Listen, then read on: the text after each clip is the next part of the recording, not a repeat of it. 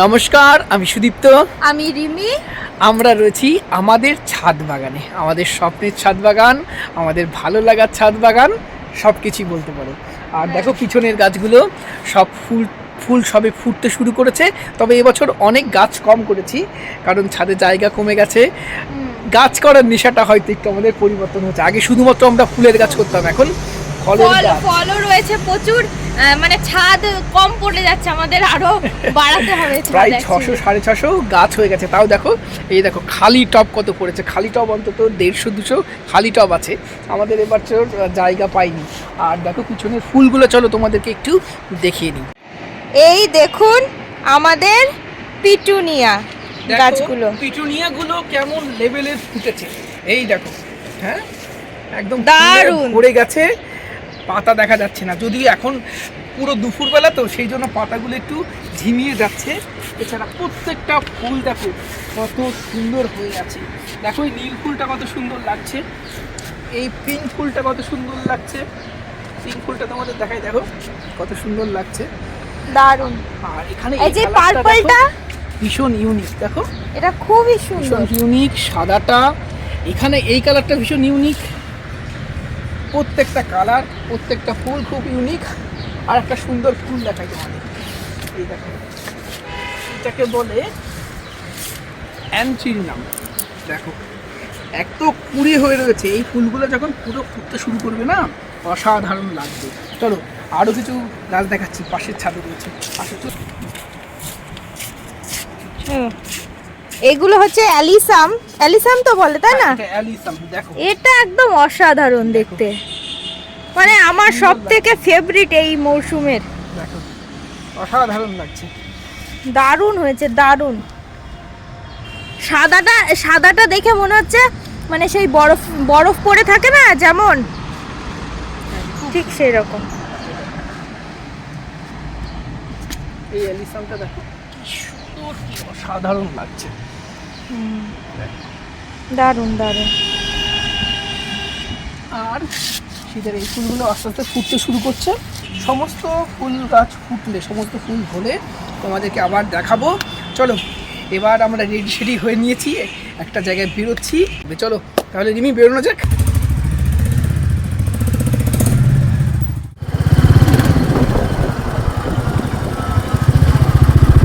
এইটা বট গাছ,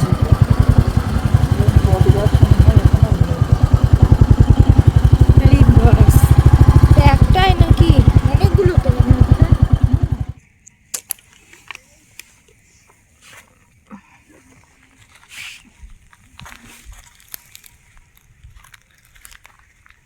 এইটা কি একটার থেকেই এতগুলো হয়েছে? না, এখানে এই যে মেন বট গাছটা মারা গেছে। এখানে একটা মেন বট গাছ ছিল। এখানে একটা ভীষণ বড় মহোৎসব হয় প্রতি বছর জ্যৈষ্ঠী মাসে। এটা ছোটোবেলা থেকে, এটা আমাদের যেহেতু গ্রামের বাড়ি ছিল, ছোটোবেলা থেকে দাদু ঠাম্মার সাথে আসি। আর এই গাছটার থেকেই ঝুড়ি নেমেই বট গাছ থেকে আরেকটা বট গাছ তৈরি হয়। এই মেন বট গাছ থেকে আশেপাশে বট গাছগুলো তৈরি হয়েছে, আমরা ছোটোবেলা থেকে দেখছি। এবং আরও অনেক অনেক গাছ এখানে ছিল, অনেক গাছ নষ্ট হয়ে গেছে, ঝড়ে ভেঙে গেছে, কিন্তু রয়েছে এখনো বাগানটা। কিন্তু মেন গাছটা সম্ভবত এখন আর নেই, এখানে মেন গাছ ছিল। এর জন্য এখানে এই ছোট তুলসী মন্দির, এর জন্য মন্দির করা আছে। আর এখানে দেখো এই গাছগুলো কত সুন্দর, মানে কতটা এরিয়া, আমি সেটাই ভাবছি। এই এখান থেকে শুরু করে ওই যে দূরে, ওগুলো কিন্তু সবই বট গাছ। মানে ওই একটার থেকে ঝুড়ি নেমে নেমে এগুলো সৃষ্টি। এটাই হলো কি বলতো, অ্যাকচুয়াল ভিলেজ, এই জায়গাগুলো। এবং এই ঐতিহ্য, এগুলো হলো আমাদের গ্রাম বাংলার ঐতিহ্য। এগুলোকে রাখতে হবে, এগুলোকে আরও সামনের এগিয়ে আমাদের পরবর্তী প্রজন্মগুলোর মধ্যে এগিয়ে নিয়ে যেতে হবে। ইট বালি পাথর বিল্ডিং, এটাই হলো ভারত নয়, এটাই বাংলা নয়। তার বাইরেও এই গ্রাম্য পরিবেশগুলোও ভারত। আর এইগুলো আস্তে আস্তে আমাদের সবাইকে একটু তুলে ধরতে হবে আমাদের নতুন প্রজন্মের কাছে। দারুণ, অসাধারণ। আর এখানে ফটো শুটের কিন্তু দারুণ জায়গা। হ্যাঁ, করবে নাকি একটু ফটোশুট? ক্যামেরা তো রয়েছে। হ্যাঁ, করলেই হয়।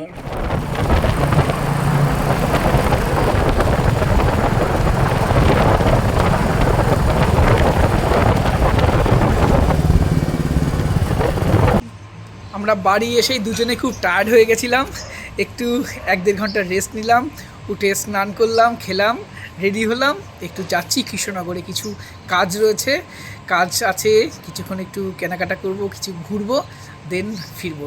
চলো বাইক এদিকে রেডি, তাহলে বেরোই। চলো বেরোনো যাক।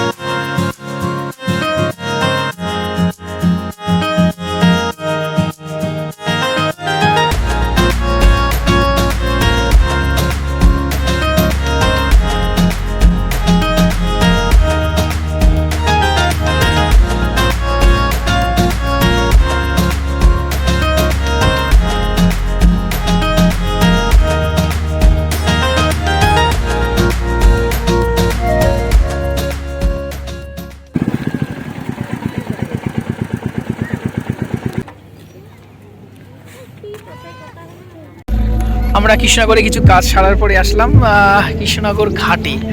এই ঘাটটা ভীষণ ফেমাস। জগদ্ধাত্রী পুজো বলো, সরস্বতী পুজো বলো, দুর্গা পুজো বলো, কালী পুজো বলো, সমস্ত বিসর্জনই এই ঘাটে হয়। এই ঘাটেই সেই বুড়িমা বিসর্জন হয়। প্রথমবার আসলে আমি আসিনি। আর এর সামনে একটা পার্কও আছে, সুন্দর বসার জায়গা। চলো সামনে থেকে তোমাদেরকে দেখাই। এটা কি নদী? এটা জলঙ্গি। খোরের নামটাই এখানে এসে, কৃষ্ণনগরে এসে জলঙ্গি নাম হয়। তারপরে নবদ্বীপের কাছে গিয়ে মিশে মায়াপুরে। হ্যাঁ হ্যাঁ হ্যাঁ, আচ্ছা চলো তাহলে ভিতরে যাই। প্রথমে চলো নিচের দিকে যাই, দেন আমরা এই পাশের এই দেখো পার্ক রয়েছে সুন্দর, এই বাচ্চাদের পার্ক, চিলড্রেন পার্ক। তবে অনেক বড়রাও এসে এখানে বসে। এই কৃষ্ণনগরে এই শহরে বিল্ডিং, গাড়ি, তার মাঝের এই সবুজ ঘেরা পার্ক, সামনে নদী, এটা কিন্তু যথেষ্ট সুন্দর। তবে কৃষ্ণনগর বা যে কোনো শহর মানেই নোংরা আবর্জনা। এটা এই কৃষ্ণনগরের এখানেও দেখা যাচ্ছে, দেখো কত নোংরা। এই হলো একটা সমস্যা শহরের, সব জায়গারই এখন। হ্যাঁ, এখন আমাদের গ্রামের দিকেও হয়ে গেছে, তাই না?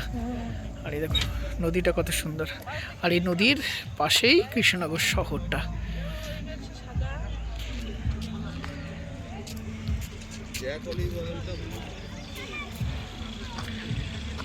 এই যে এটা হচ্ছে আমার বুনু, কিউট বুনু। এখন কথা বলছে ভিডিও কলে আর মিস করছে আমাদেরকে, তাই না? বল, তুই মিস করছিস না? তাহলে কি করছিস? আমি কিছুই করছি না। নদীর পাশে পার্কটা কিন্তু সুন্দর বেশ, তাই না? এই দেখো সামনে নদী। এই যে যারা কৃষ্ণনগরে থাকো নিশ্চয়ই তারা এখানে এসেছো, আর বেশ সুন্দর। আর যারা কৃষ্ণনগরে ঘুরতে আসবে তারা একবার এই নদীর পাশের এই সুন্দর পার্কটাতে একবার অবশ্যই আসতে পারো। চলো সামনেটা যাই আমরা। আসো, আমিও জানি না, আমি অনেক দিন আসিনি, অন্তত 5-7 বছর পরে আসলাম। আমি যখন লাস্ট এসেছিলাম এগুলো কিছু হয়েছিল না, এগুলো পুরো ফাঁকা ছিল, আর 2-1টা এরকম বসার বেঞ্চ ছিল জাস্ট। এখন সুন্দর পার্ক করে দিয়েছে। এটা রিসেন্ট হয়েছে, বেশি দিন নয়।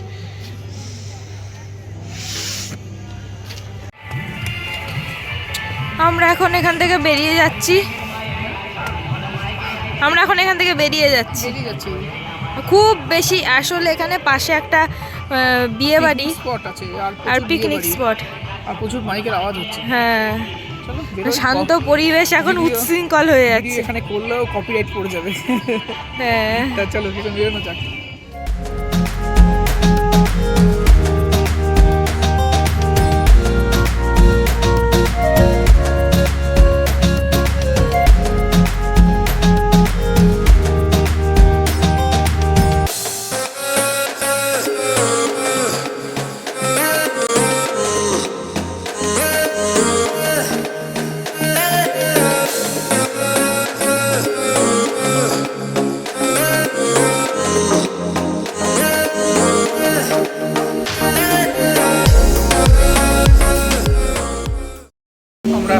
চা করে চা খেতে।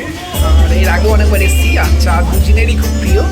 এই দেখো, আর সামনে আছে দিদি। কেমন লাগে এখানে চা খেতে? ভালো। তবে আজকে স্ন্যাক্স কিছু পাচ্ছি না, চাই খাচ্ছি আমরা, কারণ বাড়ি থেকে লাঞ্চ করেই বেরিয়েছি।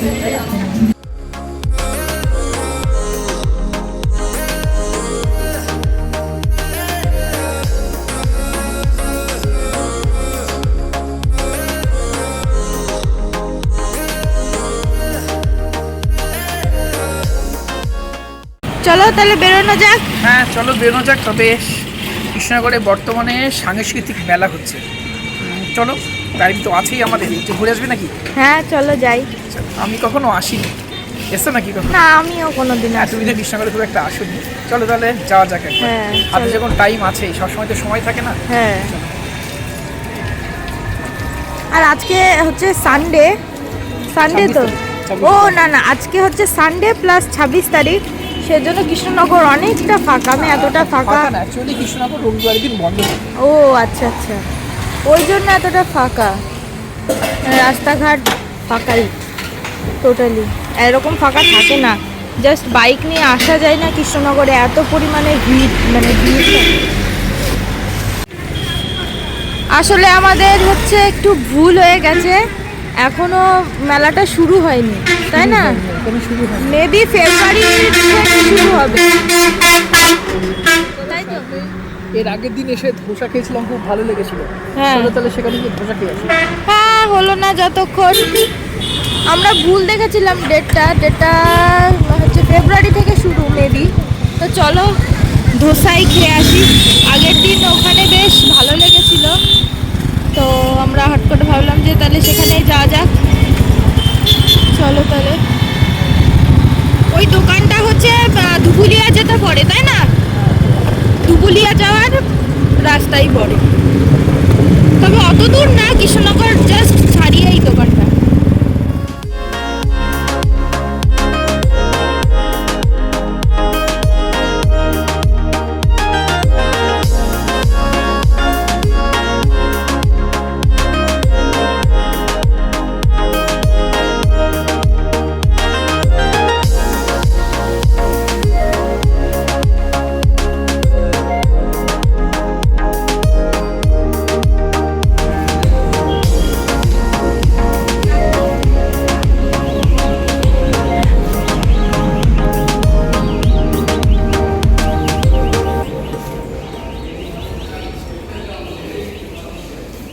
আমরা এর আগে একদিন এই কৃষ্ণনগরের কাছে ধুবুলিয়ার আগে মায়াপুরের মোড়ে এই রেস্টুরেন্টে বা হোটেলে এসেছিলাম, সাউথ ইন্ডিয়ান ডিশ ট্রাই করেছিলাম, খুব ভালো লেগেছিলো এবং সেই জন্য আজকেও আসা।